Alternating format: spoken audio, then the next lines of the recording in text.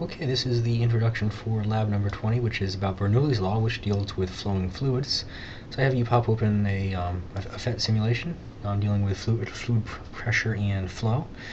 And I just have you measure the pressure, and actually you've already kind of done something like this already, but I have you measure the atmospheric pressure and the pressure at some various depths.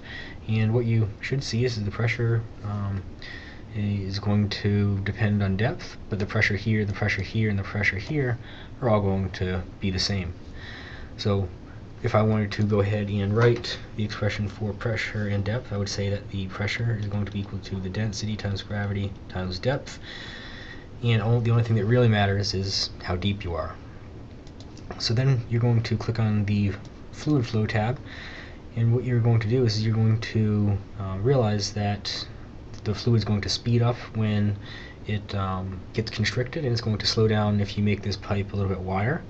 And essentially what we're looking at is we're going to say that the volume flow rate has got to be a constant, and what that translates to is the water that's flowing in over here has got to flow out over here and through there. The water just doesn't go missing. So I have you play around with some units, and something else is the area flow rate, or the volume flow rate, is also going to be the area times the speed.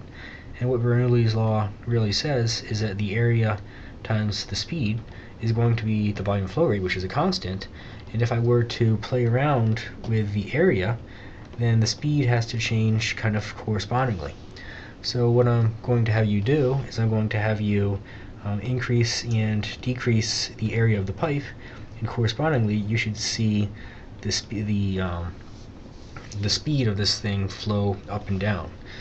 So what I just have you do is I have you do a couple of different areas and measure a couple of different speeds, and the area times the speed has got to be equal to a constant. That is what's called the volume flow rate.